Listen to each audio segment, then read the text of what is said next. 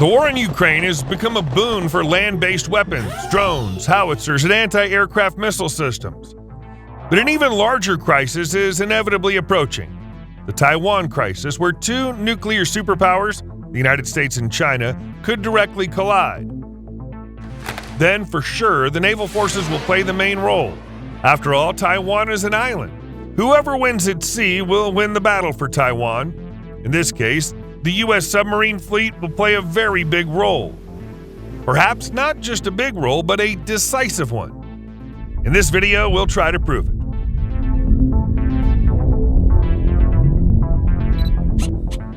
The U.S. submarine fleet is the strongest in the world. Moreover, in terms of the number of nuclear submarines, it surpasses the navies of all other countries combined.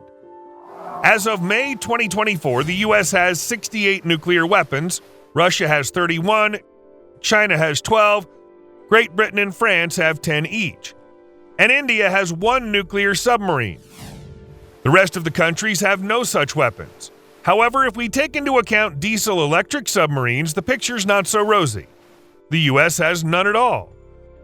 Russia has 39 of them, so its submarine fleet has a total of 70 submarines. China has a total of 72 submarines. But still, nuclear submarines are noticeably superior to their diesel-electric counterparts in terms of their technical characteristics. And the main thing is not the total number of submarines, but the weapons on board, and what tasks can be solved with their help. The core of the U.S. submarine fleet are Ohio-class submarines, a series of U.S. strategic nuclear-powered subs of the third generation, which entered service from 1981 to 1997. In NATO terminology, they are Ship Submarine Ballistic Nuclear, abbreviated SSBN. Since 2002, this is the only type of missile carrier in service with the U.S. Navy. They are constantly on combat patrols and spend 60% of their time at sea.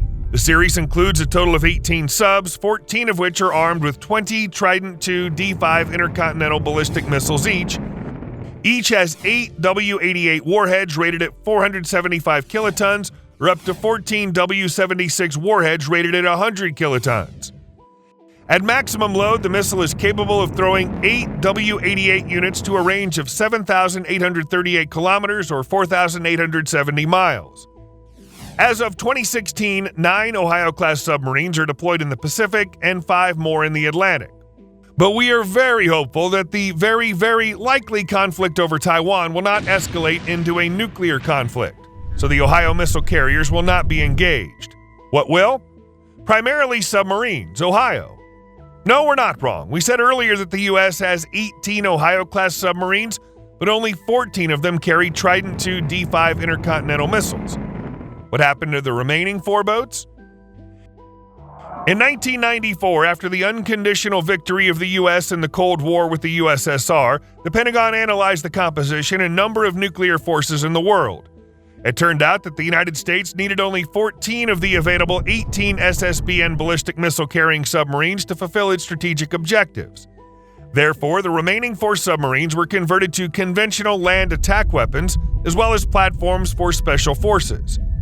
These were the Ohio submarines numbered SSGN 726, the Michigan submarines numbered SSGN 727, the Florida submarines numbered SSGN 728, and the Georgia submarines numbered SSGN 729. Each can carry up to 145 Tomahawk cruise missiles with a target range of 1,600 kilometers or 1,000 miles. This number is equivalent to the normal inventory of a deployed ground battery. By the way, did you notice that 14 Ohio boats belong to the SSBN class and these 4 belong to the SSGN class, Ship Submersible Guided Missile Nuclear? What is a salvo of 154 cruise missiles? According to open sources, it's known that now Russia, on average, fires 120 to 160 missiles of different classes at Ukraine, cruise missiles of Caliber type, ballistic missiles of Iskander type, and air-based missiles of KH-101 type. And here, one boat can strike 154 Tomahawk missiles within a very short time. Another characteristic fact, during the acute phase of the Palestinian-Israeli military conflict, the U.S. deployed one single Ohio-class boat in the waters of the Arabian Sea. It was the submarine Florida. According to the almost unanimous conclusion of experts, This significantly changed the balance of military forces in the region in favor of the United States. By comparison, Russia can provide a total salvo of only about 100 caliber cruise missiles. There's no information on China, but according to experts, China's capabilities in this matter are even inferior to Russia's. But Tomahawk cruise missiles are designed to hit ground targets, and who will destroy Chinese warships and submarines. After all, they'll be used to attack Taiwan. They'll have to transfer Chinese troops to the island. David Axe, a well-known American columnist, said in an article for Forbes in January 2023 that the decisive issue in the conflict will be how many and how quickly U.S. submarines can sink Chinese naval ships. The success of an underwater campaign would allow China's attempts to seize the island of Taiwan to be quickly thwarted. However, if the submarine campaign is unsuccessful, the Middle Kingdom will establish dominance not only over Taiwan, but also over the entire Western Pacific.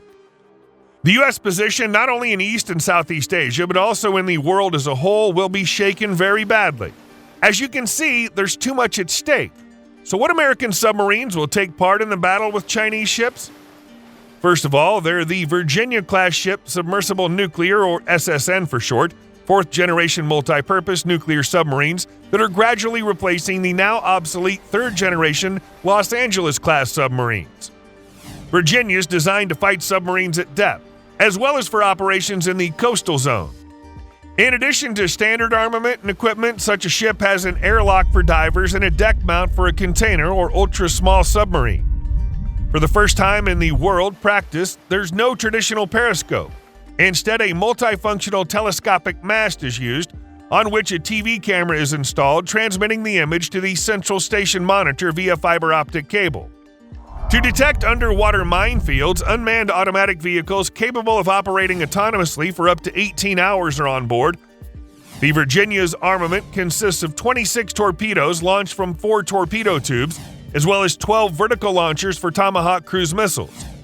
The U.S. Navy has a total of 22 such submarines. It's planned to order 46 Virginia-class submarines until 2030. Moreover, starting with the 29th boat, which will be SSN 802 Oklahoma from the slipway, will come down Modification Block V, which provides 4 revolver-type launchers with 24 Tomahawk missiles. A special feature of the Virginia boats is the power plant in the form of the S9G nuclear reactor. Its thermal capacity is 210 megawatts. The reactor will be able to operate without refueling for 33 years. The operation of the boat is designed for the same period. So for the first time in the world practice, the reactor does not require recharging during the entire life cycle of the ship, from construction to disposal. In addition to 22 Virginia-class attack boats, the U.S. has 28 similar third-generation Los Angeles-class submarines. They're equipped with 4 21-inch or 533mm torpedo tubes capable of launching Mk-48 torpedoes, Harpoon anti-ship missiles, and Tomahawk cruise missiles. Submarines from SSN 719 onwards are equipped with 12 vertical launchers for Tomahawk cruise missiles. While 2 Seawolf-class boats will lead this impressive pack of killers of Chinese ships, many experts consider it the world's best attack submarine. A total of 3 such boats were built: SSN 21 Seawolf, SSN 22 Connecticut, and SSN 23 Jimmy Carter. The length of the boat is 107.6 meters for SSN 23 Jimmy Carter, 138 meters. The greatest width is 12.2 meters. Underwater displacement, 9,137 tons, and for Jimmy Carter, 12,158 tons. Let us tell you at once why the last SSN 23 Jimmy Carter differs so much in dimensions from other Seawolf-class submarines. It's equipped with an additional compartment that allows it to carry unconventional load. It provides the launch and subsequent return of both wired and autonomous descent devices, as well as underwater combat swimmers. In addition, the Jimmy Carter can be equipped with a special communications mast and communication system to meet the requirements of high data transfer necessary for network-centric warfare. The armament consists of torpedoes, Harpoon anti-ship missiles, and Tomahawk cruise missiles, which can be launched from 8 torpedo tubes. A total of 50 such weapons or 100 sea mines can be carried on board. The main feature of these submarine hunters that make them the best in their class is their unusually high speed and, at the same time, silence. Underwater, the boat can go at 35 knots. That's 65 kilometers an hour or 40 miles per hour. In fact, the Seawolf's noises have become an order of magnitude less than the Los Angeles boat's 95 decibel level. Background ocean noise, as noted, averages 90 decibels. To achieve these figures, they used a special sound-absorbing coating and abandoned the propeller, replacing it with a water jet propulsion system. It provides acoustic stealth even when traveling fast at 35 kilometers an hour or 22 miles per hour. For most existing U.S. submarines, speeds of no more than 10 to 20 kilometers an hour or 6 to 12 miles per hour are acceptable to remain stealthy. A huge spherical hydroacoustic array of 7.3 meters or 24 feet in diameter in the bow of the submarine was supplemented by broadband aperture side antennas and towed TB16D and TB29 antennas. The antenna data is transmitted to the BSY-2 combat system, which is capable of simultaneously engaging multiple targets with Mark 48 torpedoes. Thus, Seawolf is really the most perfect U.S. submarine hunter of other countries, stealthy, perfectly armed, high-speed, and maneuverable. Unfortunately, on October 2, 2021, one Seawolf, the SSN-22 Connecticut, collided with an unknown underwater object in the South China Sea and was out of commission indefinitely. Despite the size and power of the U.S. submarine fleet, the battle is an uphill one. The same columnist, David Axe, predicts that the U.S. Navy will face heavy casualties if it clashes with China. Even in the event of a victory in the Taiwan Strait, the U.S. submarine fleet would be very badly battered. In the most optimistic scenarios, the U.S. Navy submarine force would lose almost half of its submarines and thousands of sailors and officers. The U.S. will probably have to send all or almost all of its submarines to the Pacific to confront China. They would be deployed at U.S. bases in Guam and Japan. One squadron of submarines will be stationed in the narrow Taiwan Strait. It'll sink the first Chinese ships. The other submarines will go out on missions, return to their bases, and go out on missions again. Each submarine will be tasked with sinking 2 large landing ships and the same number of escort ships. In an optimal scenario, the Chinese Navy would lose 90% of its ships and lose the ability to supply the battalions that landed on the island. Accordingly, the paratroopers would soon be deprived of ammunition and fuel and would be unable to fight.